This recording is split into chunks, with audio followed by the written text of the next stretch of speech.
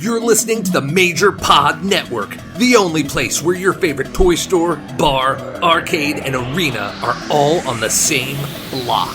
Scratch that major itch. Today on the Game Marks podcast, we play the sequel to WWF Raw on the Xbox, WWE Raw 2. Will this Xbox release stand the test of time? Will we play it forever? Woo! Or future endeavor? You're fired! All of this plus gaming news, GMP64 and Clash at the Feis. Plug in and put on those nostalgia goggles because this week's Game Marks podcast starts now. And now, the Game Marks. Welcome to the Game Marks podcast presented by the Major Pod Network. My name is George Feis. And I'm the man they call Johnny Clash. And today we are playing, it's a doozy, WWE Raw 2. I think you're sounding a little short there, John. But yes, as always, we love to hear from you. So please leave us a review on Apple Podcasts and make sure to subscribe and rate this podcast wherever you choose to listen. And join in on the conversation on all forms of social media at Game Marks Pod. And join us on Patreon at patreon.com/Game Marks Pod. My dear friend Johnny Clash, how are we doing on this fine day? I'm doing great. Happy 4th of July to everyone. Happy Canada Day to everyone else. If there were other holidays in between, happy those holidays. Happy everything. Happy everything. We're just all happy. Bless you to the one person that sneezed. Okay, sure. Let's follow up from last week. We played TNA Impact, the mobile game. Surprisingly, a lot of good feedback on this game. We posted it, and there were a lot of comments saying, I love this game. This was one of the best wrestling mobile games. I think it pretty much held up on its own as one of the really good wrestling mobile games to ever come out, and the people agreed. Yeah, I didn't have a lot of high expectations going in last week, but I got to tell you, I was pleasantly surprised, and I think our comments about the game and our rating reflected in that, and I think it worked out pretty well. I think we had a good time, which is always fun when both of us are into the game that we're playing, and I think you can tell by the energy. All right, but what's new on Patreon today? You get this episode ad-free. On top of that, you get the show notes tomorrow, these beautiful show notes that drive the show, and GMP Game Over Tuesday night. On Wednesday, Future Endeavored, where we go back and we play the games that we indeed Future Endeavored. Last week, I played Nacho Libre, and this week coming up, you are playing Legends of Wrestling. Yeah, so I can't say that I'm necessarily looking forward to this game, but I'm going to go in with an open mind, and you never know. I've been surprised before in revisiting a game and had good experience, so I'm ready for this one. And Friday, Clash and Burn, an exclusive interview with the commish. David C. Anderson joins. Guys, patreon.com/GameMarksPod. You get all of this bonus. Plus, we do Q&As. We have fun in our Discord chat. It's only $1 to sign up for the Discord part, and you're missing out if you're not. That Discord is a gold mine of just beautiful material. I love it. It's so great. But speaking of the streamer spotlight, it's a new month. It's a new streamer. George, tell us, who is July? Oh, I'm so excited. So over the last couple of months, we have made some new friends on Twitch, and one of those will be a name that, if you are a fan of the Major Pod Network and the Major Wrestling Figure Podcast, you will know this name because the streamer spotlight for the entire month of July is twitch.tv/Livin' La Vida Yoko. And that is Yoko from Super 7. Oh, so maybe we're going to do a little crossover with the Ninja Turtles or something? Maybe? No, probably not. I mean, I will dream a dream that one day will be the case, but Yoko is just a great person to hang out with. She's always so positive, and I mean, she's got the patience when she goes and she bedazzles all her things. She plays through Star Wars games. She just did a card break of the Mandalorian card set, which was awesome. And if you're not following Yoko, what are you doing? It's great content, and she is a riot, and she's great to hang out with. Twitch.tv/Livin' La Vida Yoko. But John, it is now time where we do a little recap on the happenings in the world of GMP64. We had SummerSlam. Now, the shape of the second half of season 1 is really taking hold, and we're but a short few months away from WrestleMania, where who knows what's going to happen. And WrestleMania will be the end of season 1, and I'm ready. I'm ready to see what's going to happen at Mania. I'm ready to see who's going to walk out of season 1 as the World Heavyweight Champion. I think I know who it's going to be, and it's going to be on the Clash brand. But while you're over at YouTube watching GMP64, right now, if you subscribe to our YouTube channel, once we hit 400 subs, we are going to release the video game history of the Road Warriors, Hawk and Animal, a.k.a. the Legion of Doom. You want to be there. It's just like our Bret Hart episode, just like our Undertaker episode. And these guys have been in a lot of games. Oh, yeah. I'm trying to think how many times they've popped up in games, but I'm also at the same time, I know that we're going to do those honorable mentions when their likeness was used, but I feel like there's more actual likeness that we've covered in all like the Fire Pro games, and it's actually like, this is Animal, this is Hawk. Yeah, and we're going to run through each and every one of them. I can't wait. I'm so excited. All right, John, but listen, we have had quite a week. We are still on the heels of E3. Games are still being announced. We're seeing more and more footage. I think it's time we got to recap and talk about some gaming news, man. All right. Up next, the gaming news. Are you looking to get a better grip on life? How about your video games? Well, VGF Gamers are the largest silicone gaming brand in the USA. They have a variety of different and unique skins for the PlayStation 4 and Xbox One controllers and consoles. Check out their products at vgfgamers.com and use code GameMarks to receive 15% off your order at checkout. That's GAMEMARKS at checkout. VGF Gamers. Better grip, better style.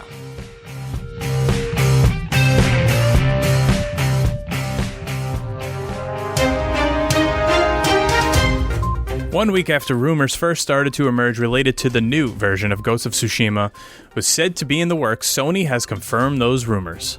Revealed last week by PlayStation, Ghost of Tsushima Director's Cut is a new iteration of the popular 2020 release that is slated to come to both PS4 and PS5, and best of all, it's set to launch quite soon. Ahead of the 11th and final season of The Walking Dead airing on AMC in August, a new video game based on the franchise called Walking Dead Life has launched. The reason for the launch seemingly coming out of nowhere is fairly simple. It's a casual social game from the developer Playco that's part of the Facebook Gaming's Instant Games platform. The title features iconic The Walking Dead characters like Daryl Dixon, Michonne, and yes, Rick Grimes. Playco, which describes itself as the world's first instant play game company, is known for developing other instant games like Cat Life and Everwing. Those waiting for Dying Light 2 Stay Human to launch later this year have been getting occasional previews of the game, like the latest stream from the developer Techland, but fans are getting another way to interact with the game's story. Techland announced the release of the new digital comic titled Banshee, I Am the Cure, which will serve as the prequel for the events of the new Dying Light game. For those who want to check out the comic themselves, you'll be able to do so through Techland GG, the online community hub that features information and downloadable media pertaining to the Dying Light games. And that's all the gaming news we have this week. Check back next week. So, John, are you a Walking Dead fan?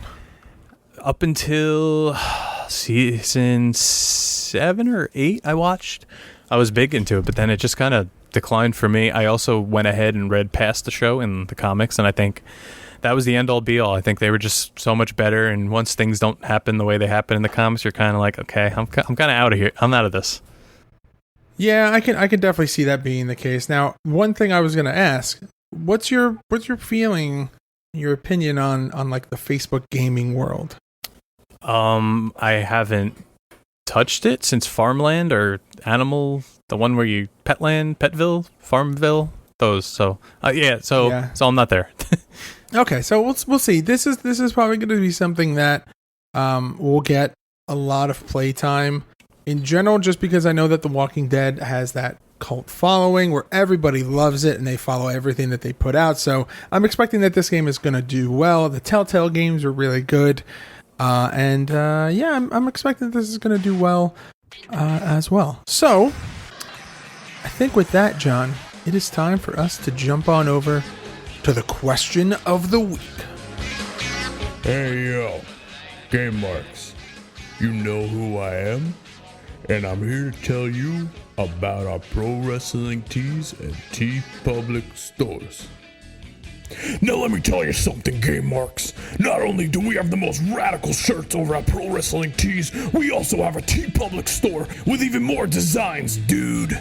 So head on over to ProWrestlingTees.com/GameMarksPod and TeePublic.com/user/GameMarksPod, because when you're GMP for life. Guys, before we get into the question of the week, we just want to let you know that if you are listening to this episode on Monday, July 5th, this is the last day of the Pro Wrestling Tees sale, and in addition to the discount on the shirts, if you buy one of our shirts, you will get a call from myself and Johnny. And hey, last time we did this promotion, someone got a call from us and Phil Cardigan. And Joe Shoes. Yoko Shuna was there too. And Yoko Shuna. And that's all of July. If you make a purchase on ProWrestlingTees.com, we'll call you. All right. But question of the week. The weekly segment where you ask us a question, and if we pick your question, you get a Game Marks podcast prize pack. Last week, the question was, if you could put yourself into any wrestling game, what would your first pick be? John and I both gave our answers, but we also got some pretty good answers from you, the listeners. So Gambino62 says, a little bit off the beaten path, but he wants to be put into a monster truck and then head right into WWE Crush Hour. I like that one. That's a good one. Now, Gravs72 says, Def Jam Fight for New York. I think that's a great one, too. We both love that game. We got a few of those answers. They want to hang out with Snoop Dogg. I love that. And Armbar, the 1004th Wrestling Podcast, says, assuming this is Wreck-It Ralph style, where if the game doesn't get played, it goes away, and the characters end up homeless inside of a subway tunnel, I'd say No Mercy or Here Comes the Pain, because people still play those, and I won't be homeless in a subway tunnel anytime soon. And that really changed the question for me, and I kind of got a little sad, I'm not going to lie. Yeah, well, all right. That's a good one. But John, why don't you take us through this week's question? This week's question comes from Instagram, and it's from TWall005. What is your go-to non-grapple move in games? It could be something that you always find yourself putting on your creator wrestler, or when you find out someone has it, you use them nonstop. For me, it's the running knee. Mike Rotunda had it in World Championship Wrestling for NES, and it was near unstoppable. And in WrestleMania 2000 and No Mercy, I used Triple H's running knee for all my creator wrestlers because you would always land on your feet and be ready to attack again. That's a great question because I always seem to pick moves that annoy you. Yeah, that's true. I've got two answers that come to mind right out of the gate. All right. I'm always a big fan and have been for as long as I was able to make characters in wrestling games. I always loved the super kick. Yep. Agreed. And I'm also a big fan of like that monster clothesline.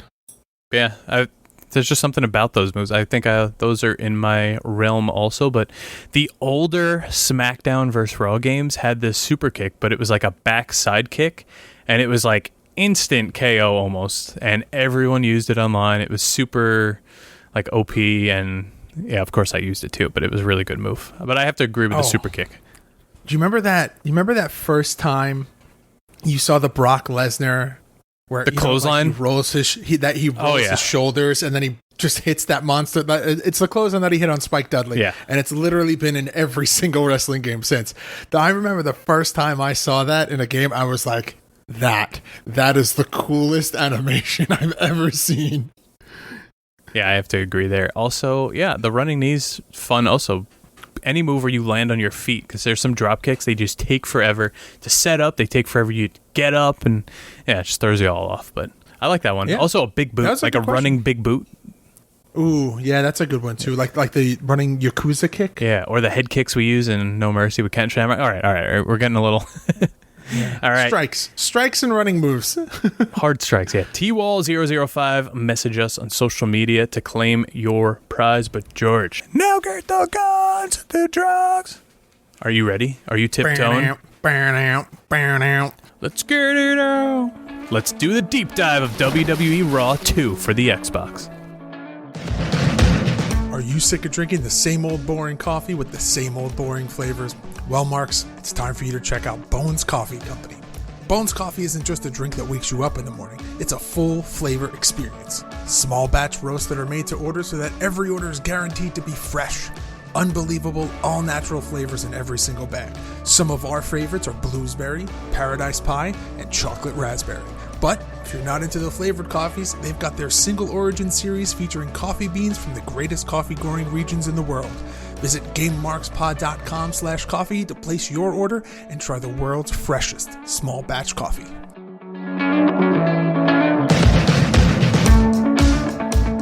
All right, we haven't done this in a while, but I gotta let you know, John. I just cracked open a new bag of Bones coffee. You know, obviously it's been kind of hot, so I haven't been rocking the hot coffee as often. And some days it's just easier to run out and go grab a coffee. But listen, I just cracked open the salted caramel Bones coffee. It is chef's kiss. Ooh. It is everything that you want. Put it on ice. It is the perfect summer coffee. That sounds awesome. I know you're into the more of the sweet ones. I kind of like just like a black, harsh coffee, so that's good. But order at GameMarksPod.com/coffee today, and no bones about it. Oh, I like that one. You like that? All right. Yeah, that was pretty good. All right. WWE Raw 2, released September 6th, 2003, developed by Anchor Inc., published by THQ. And just like the title implies, this is the sequel to the game that we covered last year, WWF Raw. Now, we touched on it last time, but just a refresher, WWF Raw is the first wrestling title on the Xbox, and this has all the bells and whistles of the first game polished up, and even a little bit more. I mean, the presentation for this game, John, I felt like I was watching an episode of Raw in the early 2000s. It's probably what they wanted the first game to be, but instead it became what it was, and Just Bring It became that game that they wanted Raw to be. But here we go. They finally, I guess, got it right to an extent with Raw 2. It did receive hell of a lot of criticism, but overall, like you said, feels like you're watching an actual show.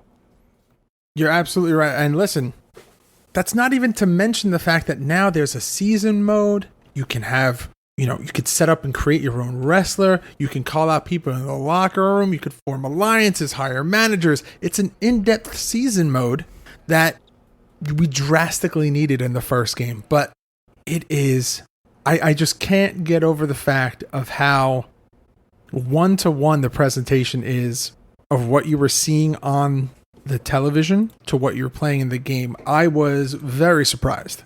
Yeah, everything from the way the arena looks, the camera flashes, to just like the SmackDown nameplate, how it used to be over to the left side with the entrance video in it, that came in and out. Also, the replays were the exact replays you see on Raw and SmackDown back then. It's those little details. I feel like that's something that you don't really get a lot of in today's games. It's those minute little details that the casual fan won't notice, but the fans who are really, really into it and really, really follow the product are going to notice. So like the nameplates being off to the side, like you said, the replay, like all of these features, all of these little nuance that WWE probably put a lot of time into, making sure it looked right. All that's included in this game, which makes for a nice presentation. Now, speaking of presentation, can't have a game without some modes. We'll break those down. So you have a quick start, which is just you drop in, have a match. That's it. No really hardcore setup. Press for time, just drop in, quick match. There you go. Boom, done. That's it. Then you have your exhibition match, you have your season mode, your King of the Ring, and your tournament. Now, under your exhibition modes, you have your one-on-one with manager, your tag match, tornado tag, all the things that you would expect normally in a wrestling game. But then you have hardcore. You have Hell in a Cell, a Royal Rumble, a ladder match, a TLC match, a Battle Royal, a cage match, tables match, King of the Ring, handicapped, street fight, and Armageddon, which is a 6-person free-for-all. Oh god, this whole game is a free-for-all once you start playing it. Yeah. Now, let's break down this season mode, John. You want to talk about this for a little bit? Yeah, because this was something I played so much of, and I used to do it with created wrestlers, and I feel like it always took forever for your created wrestler to actually be like a contender and actually get the title, so it took you more than... I'll say it right here. To be successful, to complete the season, you have to go through 12 months in Raw and SmackDown and do the pay-per-view events.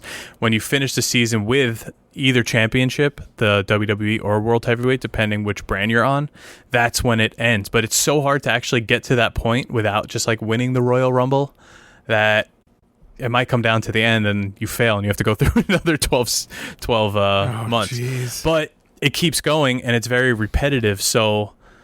I actually remember once I did like 6 pay-per-views in a row, like in one sitting, and the Xbox just froze and just... There was no like autosave back then. I had to restart like back at King of the Ring, and I was at like Mania already, so... My heart just sank for you. That's usually when you put the game down for a little bit, and you just say, okay, I'll come back to this in like 3 to 4 months. Yeah. But you actually earn points with your successful seasons, and you could see the points in the Hall of Fame section on the main menu. And it also unlocks items like clothing, entrance videos that you could use for your created wrestlers or modified wrestlers, which we'll get to also because that is in this game for the first time. Okay, so here's the weird part. There's cutscenes in here. There's backstage stuff that your character could pick. So they gain you popularity. You could also steal from another wrestler. That's another cutscene, and that's how you unlock items, which is a little crazy. And and it forms friendships, relationships with other wrestlers, and you could also surprise attack, use like encouragement, form a tag team. It's crazy. You could even call people out to wrestle. Obviously, if you call out like the world champion, it works like half the time. But I do remember it gets very repetitive because it's like the Undertaker's here and he's just like rolling in, confronts your guy or whatever and walks away. Then it's the next scene. Then you get a long loading screen. Then it's someone's in the parking lot and they try to run you over. It's Goldberg. Okay, now you got to load again. It just takes forever. It's very clunky. I mean, kudos to them for actually putting in here when Raw 1 was only like a little tower. So yeah, they did something. I say it's a different presentation and a different experience, and I'm sure that there were so many other plans to have the Raw games be a series, and you know we'll touch on that a little bit later about what happens with Xbox games moving forward. But this feel and this extra, I mean, you notice immediately from starting up the game that this just felt more complete. Like you said earlier, this is probably what the first Raw game should have been. Yeah, and if this was the first game and they built on it from here, Raw 3, if that was ever a thing, would have been even better. But instead, we get WrestleMania 21 next, which is the last which is the last WWE game for Xbox, and that game was a big disaster. Yeah, I mean, not having the full experience with the full category of wrestling games on the Xbox.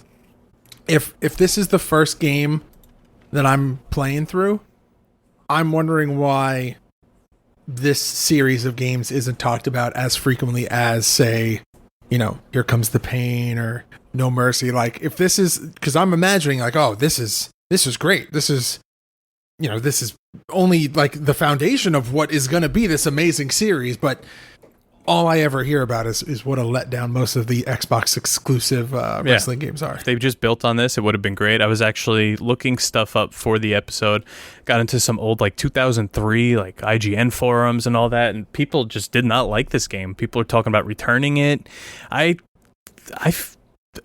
don't know. I played it so much, maybe because I only had an Xbox at the time and it's all I had, and I wasn't going to go back to Raw 1, but I thought it was substantial back in 2003. I mean, what more do you want if you don't have the SmackDown games?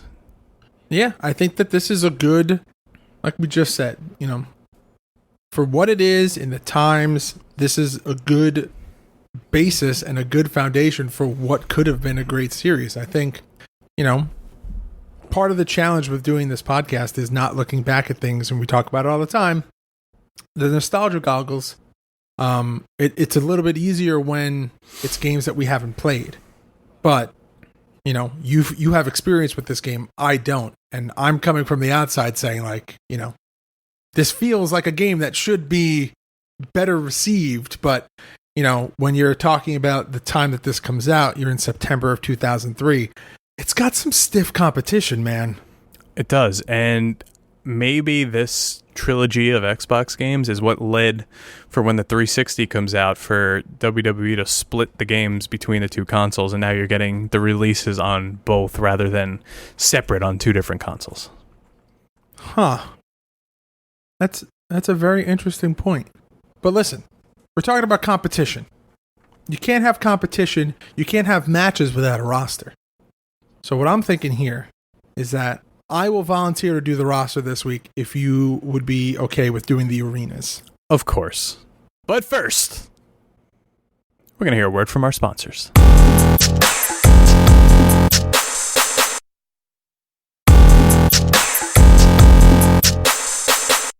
Alright, so your roster for WWE Raw 2 is as follows. The Rock, The Undertaker, Triple H, Hulk Hogan, Kurt Angle, Brock Lesnar, Rob Van Dam, Ric Flair, Booker T, Goldust, Kane, The Hurricane, A-Train, Matt Hardy, Rikishi, The Big Show, Chris Jericho, Chris Benoit, Eddie Guerrero, Chavo Guerrero, Bubba Ray Dudley, Spike Dudley, Billy Gunn, Chuck Palumbo, Edge, Rey Mysterio, John Cena, Rico, Lance Storm, Christian, Test, William Regal, Jamie Noble, Tajiri, Billy Kidman, Nydia, Lita, Terry Runnels, Tori Wilson, Trish Stratus, Stacy Keibler, Molly Holly, Jazz, Jacqueline, Victoria, Chris Nowinski, Stevie Richards, Stone Cold Steve Austin, Scott Steiner, Batista, Devon Dudley, Hardcore Holly, Crash Holly, Mark Henry, Tommy Dreamer, Goldberg, Bradshaw, Randy Orton, Val Venus, Kevin Nash, Rhino, Shawn Michaels, and Stephanie McMahon. Oh, right. I like it. Now, your arenas, you have Raw and SmackDown. Now, this is the big fist for SmackDown, which is cool. And the rest of these are unlocked by playing through the season mode. You have Royal Rumble 2003, No Way Out 2003, WrestleMania 19, Backlash 2002, Judgment Day 2002, King of the Ring 2002, Vengeance, guess what year? 2002, SummerSlam 2002, Nassau Coliseum, Unforgiven 2002, and No Mercy 2002. Now, Survivor Series 2002 was just a modified version of the SmackDown arena where it was actually in Madison Square Garden. Now, you also get Armageddon 2002, and we've noticed this on a few games. We actually just noticed this on No Mercy recently, but the spot on the Raw set where the TNN logo would have gone is replaced by the THQ logo. Of course. Yeah, if you've never noticed that in No Mercy, if you play on the Raw stage, top center is the AKI THQ logo, which is normally where like the TNN or the USA logo was. And yeah, it took me 15, 20 years to learn that. Yeah, now the Survivor Series 2002, that was the first Elimination Chamber that Shawn Michaels won. I remember it was set up kind of like they would for the Royal Rumble, where you're facing the entrance. You know what I mean? Like it's in-camera shot. So I guess that's why they opted to have like a real arena in this game, because they didn't want to just put that. It makes sense. Yeah. I mean, it's if you look at it the same way, going back to No Mercy. The No Mercy arena in the No Mercy game is just a reskinned Raw set. There's nothing crazy or special or fancy about it. It's just the Raw set. Yeah. I mean, it's, limited resources. You got to make do with what you have. So, you find a way to make things work. Yeah, you make it work. Wait till we get to WrestleMania 21, because those arenas are terrible. Oh, Jesus. Now, but listen, you have experience with this creator wrestler. Talk me through this. Tell me what this experience is like. All right, so it's similar to every other creator wrestler that you could think of around this time where you're putting tattoos or you're just taking like Stone Cold's vest and changing the color. Not a big move set in this game. You only have a couple of moves with your running attacks, which we didn't talk about that, how on top of your D-pad to walk, the analog stick actually runs, so there's no button to run, which is good to an extent because eventually you're just running around the ring. But yeah, the items you unlock, you could equip just like Raw 1, but Raw 1 did not have a create a wrestler. But also here, you could modify the wrestlers, which we didn't have in a lot of games at this time. So if you want Stone Cold to be a part of Evolution, you could put him in a suit. And each wrestler on the roster, if you press X on the selection screen, they have another outfit as well. And some of the outfits are questionable. Yeah, it's like here's some gym clothes for Eddie Guerrero. Or suddenly you're Triple H and you're in a button-down and dress pants. It's kind of like a regular outfit and then like the backstage outfit, I guess. Also, during your entrances in this game, which are pretty damn good, down to the pyros, they were awesome. Yeah, accurate is the word that I would use. Big, gigantic letters telling you to skip the entrance, which takes up a lot of the visual of the entrance.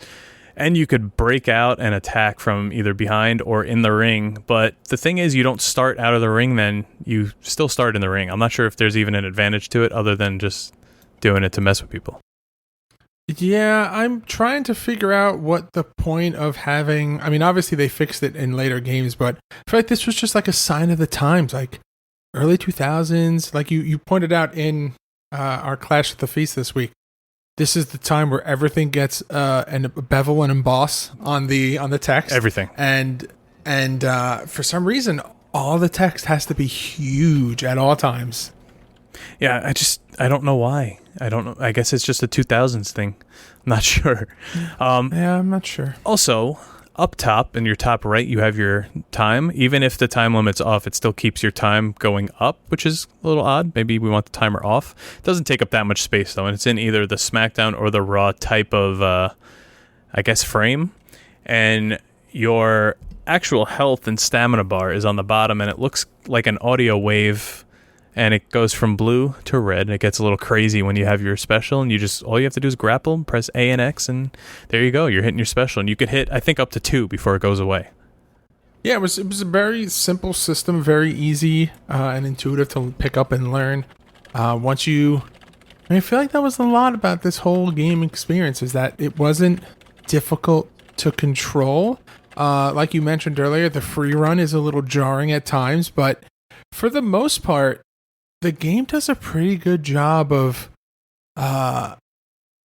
not breaking the mold of controls, if that makes sense. I mean, they break a few things in this game, but that's one that they kept relatively okay. I mean, broken in terms of if you played Raw 1, you kind of have an idea of what to expect with Raw 2. I'm not saying that this control scheme lines up with Here Comes the Pain or any of the SmackDown games at all. Yeah, it is very different, though. It's not even in the same realm as the games we're used to. And I don't know. B button as a block, I don't know. It's hard. Yeah. Now, it's not where I would have picked to make the block button, but, Xbox controller was weird. Now, the other things that were a little odd was we did a TLC match, which will be bonus footage on Clash at the Feast sometime this week. We couldn't figure it. The match lasted 30 minutes. We couldn't figure it out for the life of us. Now, let's go through this art style here, because we mentioned in the Raw 1 that that it was supposed to have backstage areas, and it didn't, and those became kind of the cutscenes for Raw 2 here. So you have like your parking lot and your backstage and you're with the announcer. I think it's Coach, maybe? It might be Jonathan Coachman. I could be wrong. Correct me if I'm wrong. But everything looks good, like really good for Xbox, because Raw 1 was lacking in a lot, and the backstage was definitely one of them. But like you said in the beginning, it looks like the Raw and the SmackDown set. Like, it looks like you're watching TV. SmackDown had that unique, like, arcing backdrop with the kind of like a cage behind it, and Raw always had the truss rods with the Raw hanging. You see that. It's there. Yeah, and I always appreciate when the presentation is similar to how it is on the television. The match loading screen, when it shows you like the match that's coming up, is the same animations that you would see where, you know, Triple H has his back to the camera, he spins around, he flexes and screams into the camera, and then like the animations freeze and you get the flash and the names pop up, and like that's the match card. Like it literally, like every aspect of the animation and the presentation leading up to the match is exactly how it was on TV, and I cannot praise that enough. It was one of the coolest aspects of this game. Yeah, I love that. You mentioned that too. That was the first thing that you noticed, I think. You know, like Batista shrugging his shoulders and then it just freezes. Yeah, it's really cool.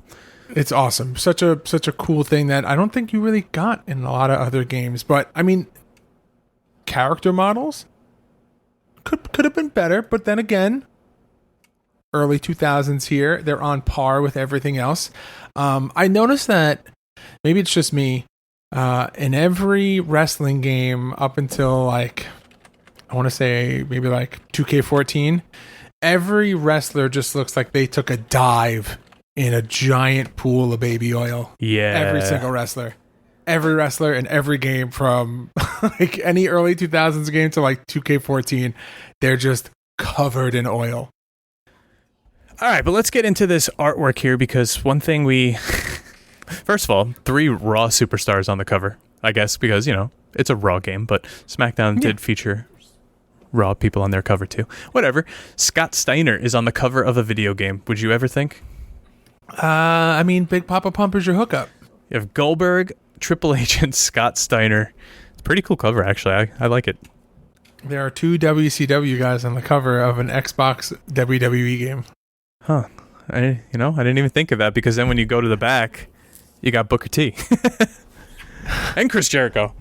The back's... And Scott Steiner again. Yeah, so the back says, get in the ring, all new story mode with up to 4 players. I wouldn't really call it a story mode as much as a season. Insane match types, including TLC and Hell in a Cell. Now, Kane chokeslamming Goldberg through the top of the cell. Looks pretty cool. Now, we couldn't figure out how to get on top of the cell, but clearly there's a way to do it. Also, it clicked in my brain that they call the 6-way match an Armageddon match, because at Armageddon was that 6-way Hell in the Cell that Rikishi got thrown off the top, wasn't it? Oh, yeah, that's true. Yeah, so. But now I'm looking at this back cover. You know what else I'm realizing? What? WWE guys outnumbered by WCW guys here, too. I guess they weeded out the bad and kept the good. And Good Lord. Well, the first Raw game was pretty much timed during the invasion, so these are survivors. Yeah. You also have Undertaker and Brock pointing at each other in their outfit number 2s. I'm a big fan of Brock's outfit number 2. It's the, you know, everyone had the striped Adidas pants back in the day. And yeah, and while we played it, this is something I mentioned, because on the Major Pod they said certain like Titantron figures or even Mattel's would only have 1 stripe because they couldn't copy Adidas with 3 or whatever it was. But in this game, they didn't care. they just didn't care. It's those little details that, you know, go unnoticed for many, many years. And then suddenly one day someone's just like, hey, wait a second. These pants are supposed to have 2 stripes. All right, so we talked about the front cover, but there's one other little detail but George, I wanted to talk about. Did you know?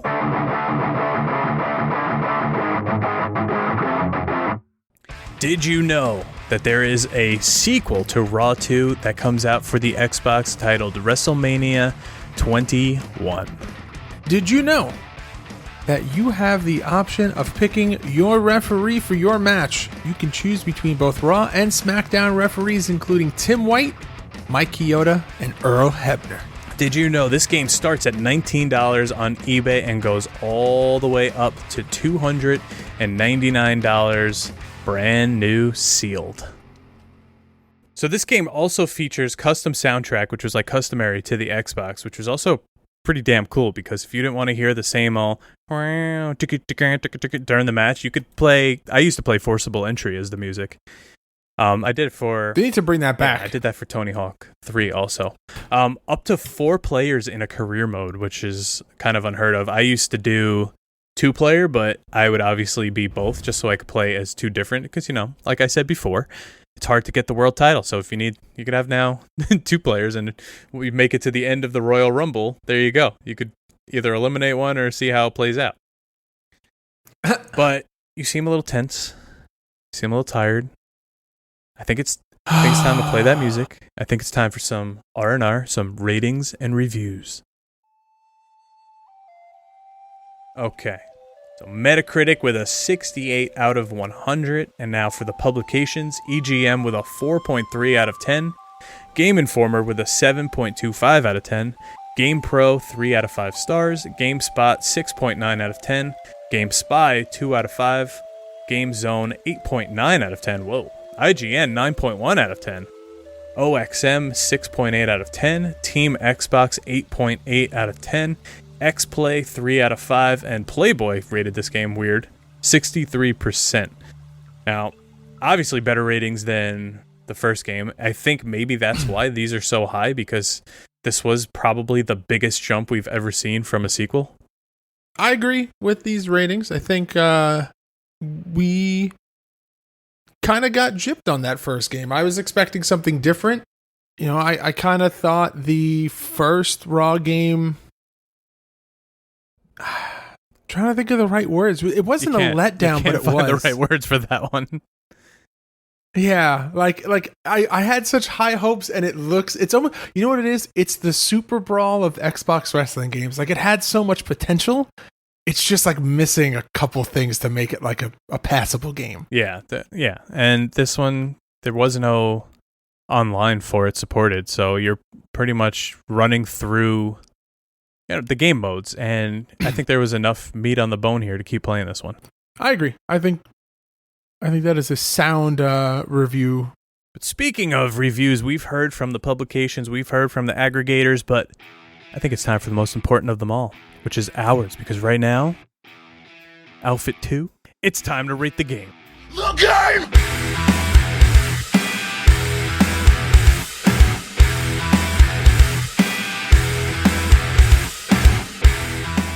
All right, John.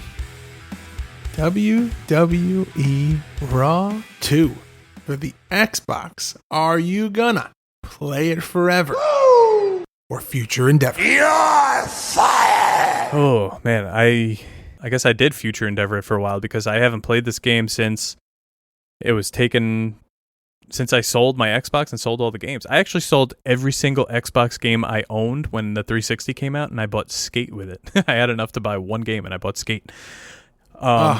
That's worth it. Oh yeah, but we got like a little bit of a taste of this today, and I kind of want to see.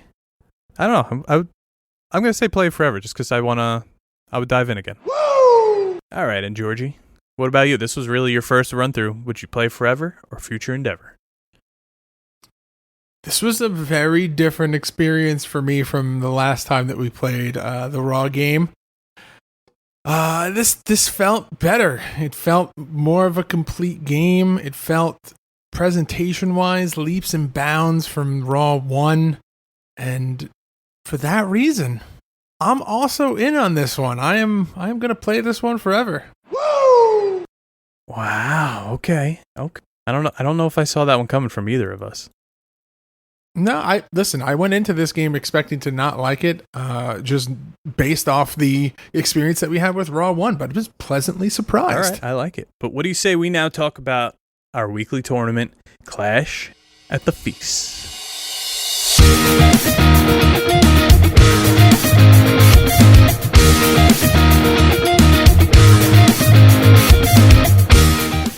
All right, so last week. All right, so to watch this week's episode, head on over to youtube.com/GameMarksPodcast, where we play Raw 2. It is, it's one you're definitely going to want to watch. Last week, we played TNA Impact, the mobile game. Now, mobile, we couldn't play against each other, but we figured out that maybe we could do a little beat the clock challenge. So I went first, I set a time. Then George went, he set another time, and then we did 2 sets of cage matches for your winner. For to tie it up, to make it 3-3 for the first month, for the first tally of the new season. Maybe for the first time in the entire length of this podcast. Not true, but your winner, Johnny Clash.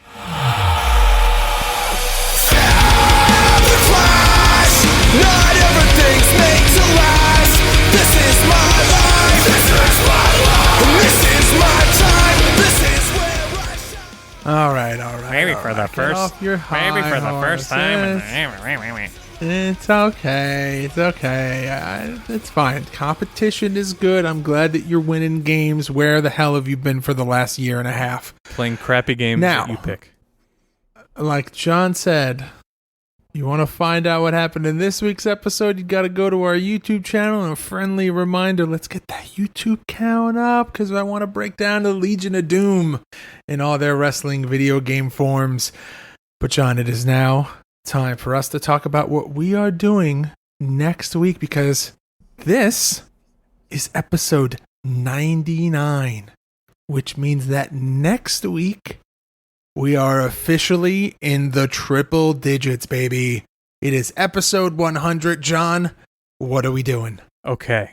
Episode 100. We've had this plan for a while. We are going to go back in our time machine. Go back to our first episode. And we are going to replay WCW versus NWO World Tour. Now we're going to do it. We didn't have a format then. We didn't really have notes. We're going to do it in the way we do it now. And here's the best part. We're going to be joined by, you've heard us mention him so many times, by WCW Worldwide. I cannot wait for this episode. It has been a long time coming for us to revisit this game. We have talked about all the other ways that we want to revisit some of the old titles that may have been done a little dirty because of how the podcast started with us not really having a format. So what better way to do it than on episode 100? We'll call it a little remaster, a little greatest hits, if you will. All right, but this was Raw 2 next week, celebrating 100 episodes. God damn, I can't believe I put up with you that long. Why don't you take us home? I am a pleasant person to deal with, John. Yeah. Wow. All right. Well, that's going to do it for us this week on the Game Marks podcast. Please check out our merchandise at GameMarksPod.com/shop and join us on Patreon at patreon.com/GameMarksPod. It is the best way besides listening to support the podcast. And be sure to follow us on all forms of social media at GameMarksPod. Leave us a review and a rating on Apple Podcasts and subscribe to wherever great podcasts can be found. Thank you for hanging out with us this week. We hope you enjoyed the last 99 episodes, and we will see you for episode 100. Johnny Clash, say goodbye. Game over. Marks. Game Marks podcast, put them on the radar. Playing rare games, Sega Saturn, no Game Shark. Johnny and George work hard and they play hard. Future endeavor games and put them in the graveyard. From the deep dive to the clash at the feast. How can I get more? That's question of the week. Follow on Twitch, there's nothing that they won't play. Game Marks podcast every single Monday.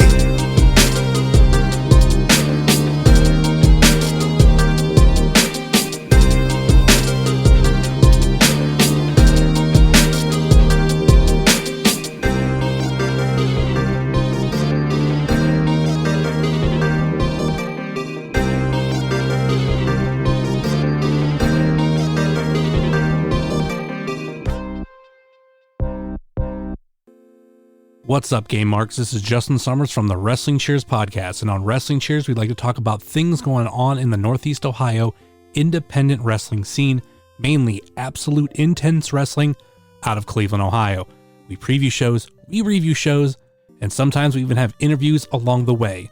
These interviews can range from wrestlers to podcasters, and even interviews with fellow fans, finding out how we became fans and what we like about AIW. You can find us on Facebook, Twitter, and Instagram at Wrestling Cheers, and you can also find us wherever you download your podcast, whether it be Apple Podcast, Google Podcast, Stitcher, TuneIn, YouTube, Spotify, iHeartRadio, or Pandora, and we're at Podbean, WrestlingCheers.podbean.com. And once again, that's Wrestling Cheers, where everybody knows your name, especially when you're a Game Mark.